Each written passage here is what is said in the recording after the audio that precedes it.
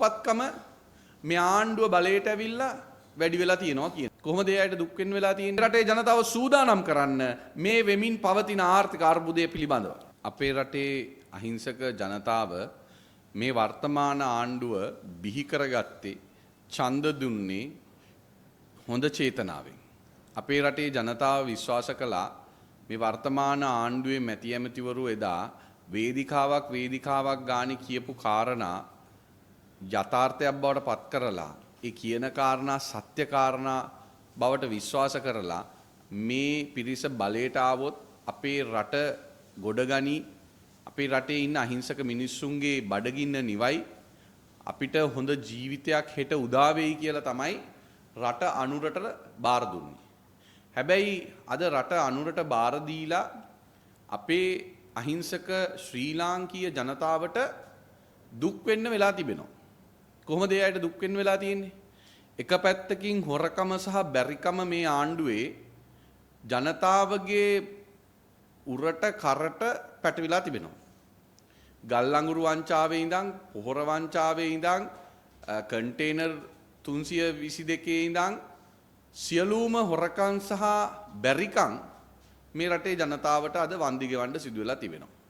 එහෙම තියෙනකොට අද දිනේදී මම දැක්කා ලංකාදීප මුල් පිටුවේ තියෙනවා එක පැත්තකින් හරිහමං වේලක් කන්න බැරි මිනිස්සු ලක්ෂ 13කින් වැඩි වෙලා තිබෙනවා කියලා. ඒ කියන්නේ දුප්පත්කම මේ ආණ්ඩුව බලයට ඇවිල්ලා වැඩි වෙලා තියෙනවා කියන එක. දැන් මේ ආණ්ඩුවෙන් මේ ප්‍රශ්න ඇහුවම ආණ්ඩුව මොකද කියන්නේ? මැද පෙරදිග යුද්ධයක් තියෙනෝනේ. හරිද? හැබැයි මතක තියාගන්න අනුර කුමාර දිසානායක මහත්තයා මොකද කිව්වේ? ඇමරිකාවට හෙම්බිරිස්සාව හැදුනොත් ලංකාවට නියුමෝනියාව හැදෙන ආණ්ඩු තමයි ලංකා ඉතිහාසයේ තිබ්බේ කියලා.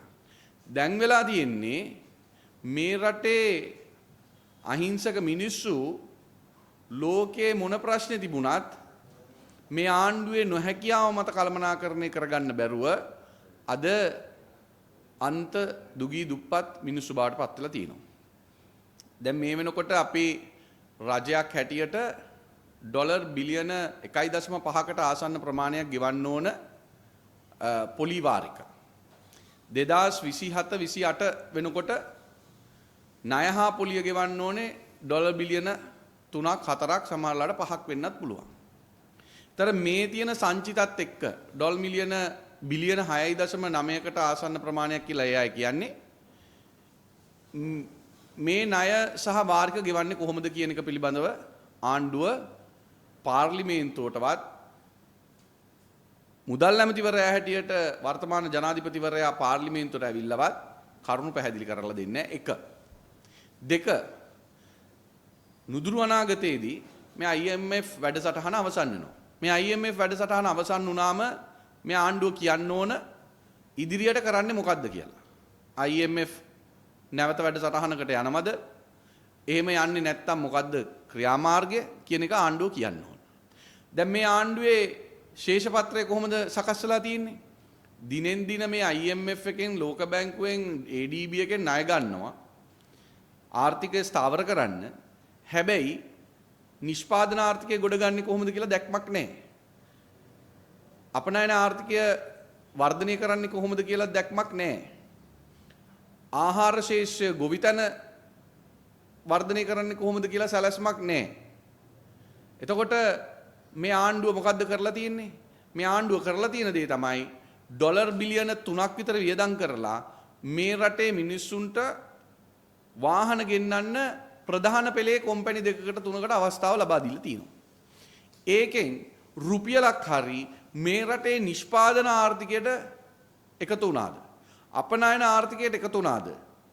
රුපියල් ඩොලර් බාට මිලදී අරගෙන ඩොලර් ටික රටෙන් ගියා මිසක් රටට ඩොලර් එන්න වැඩපිළිවෙලක් ක්‍රියාත්මක කරාද?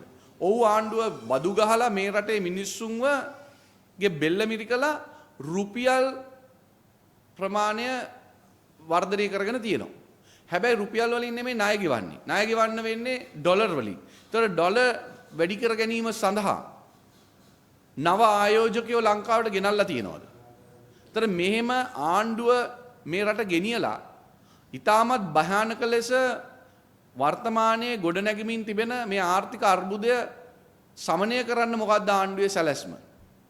දිනෙන් දින මාසෙන් මාසේ විදුලි බිල, තෙල් මිල, ගෑස් මිල, වතුර මිල, බස් මිල, ගාස්තු මිල වැඩි වෙමින් පවතිනවා සහ වැඩි කරමින් යනවා. ඒතර මේ තුල ජනතාවගේ වියදම දිනෙන් දින වැඩි වෙනවා. ඒතර මේ රටේ මිනිස්සු මේ ආණ්ඩුවට බලය ලබා දීලා රට අනුරට දුන්නේ හරි රට මිනිස්සුන්ගේ නිසා.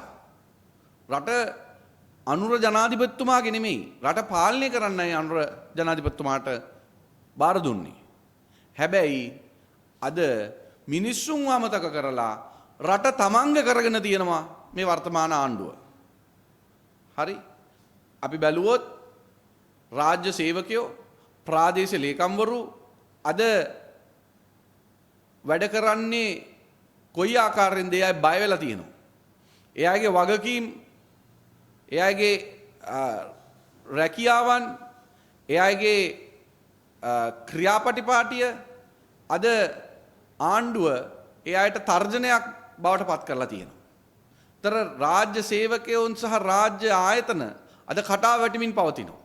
ගොවීන්ට පොහොර ලබා නොදී අධික මිලකට මේ රටට පොහොර ගෙනල්ලා පැහැදිලිවම ආර්ථික වශයෙන්ුත් ආහාර සුරක්ෂිතභාවයේ වශයෙන්ුත් මේ රට දැවැන්ත අර්බුදයකට යමින් පවතිනවා. ඒ වගේම ගොවියන්ගේ නිෂ්පාදන උදාහරණයක් ගත්තොත් වී මිල අද කුණු කොල්ලට මිලදී ගනිමින් ගොවියගේ එදිනෙදා ජීවිතය කඩාවට්ටමින් මේ ආණ්ඩුව කටයුතු කරනවා. මේ සියල්ලක්ම ගත්තහම දීවර ශේෂ්ත්‍රය ගත්තත් එහෙමයි, සංචාරක ශේෂ්ත්‍රය ගත්තත් එහෙමයි, සමස්ත රටේ ආර්ථික පැවැත්ම අද ආර්ථික දරිද්‍රතාවයක් දක්වා වර්ධනය වෙලා තිබෙනවා. ඒ නිසා මේ ආණ්ඩුව පළවෙනියටම කියන්න ඕන පාර්ලිමේන්තුවට ඇවිල්ලා ජනාධිපතිවරයා මේ රටේ ආර්ථිකය කොතනද තියෙන්නේ කියලා රට දැනුවත් කරන්න ඕනේ. ඒ වගේම කවදද මේ ඩොලර් එක මේ ආකාරයෙන් වැඩිවීම නතර වෙන්නේ කියන එක පිළිබඳව කවදද ආණ්ඩුව මේ රටේ රුපියල ශක්තිමත් කරන්න කියන එක පිළිබඳව රට දැනුවත් කළ යුතුයි. ඒ නිසා අපි ආණ්ඩුවට කියනවා මේ රටේ මිනිස්සු ඔබ ගැන විශ්වාස කරලා ඔබ කියපු කතා පිළි අරගෙන ඔබට ඡන්දය ලබා දීලා ඔබට මේ රටේ වගකීම බාර දුන්නා. ඔබට වගකීමක් තියෙනවා මේ රටේ ජනතාවට ඇත්ත කියලා මේ රටේ ජනතාව සූදානම් කරන්න මේ වෙමින් පවතින ආර්ථික අර්බුදය පිළිබඳව. එහෙම නැත්තම් ඔබට සිතූ ආකාරයට මුදල් අච්චු ගහන එකත්, ඔබට සිතූ ආකාරයට බැංකු පොලි වැඩි කරන එකත්, ඔබට සිතූ ආකාරයට IMF වැඩසටහනින් ඉවත් වෙන එකත්, ඔබට සිතූ ආකාරයට මේ රට අඳුරට ගෙනියන එකත් කරොත් දැවැන්ත ආර්ථික අර්බුදයක් මේ ගොඩනැගිලා තියෙන ප්‍රශ්නය වර්ධනය වෙලා මේ රටේ ජනතාවට මුහුණ දෙන වෙන ඛේදනීය තත්ත්වය හංගන්න වෙන්නේ නැහැ. ඔබ කොච්චර හැංගි වෙස් බැන්දත් ඔබට නටන්න වෙන්නේ එලිපිට. ඒක කාලය පිළිබඳව ප්‍රශ්නයක් පමණයි. ඒ කාලය අනාගතයේදී අදද හෙටද අනිද්දාද ඊළඟ අවුරුද්දද කියන එක වැදගත් වෙන්නේ නැහැ. උදා වෙනවා. ඒ නිසා ඇත්ත කියලා දැන්වත් ඇත්ත කියලා මේ රට ගොඩ දාන්න කටයුතු කරන්න.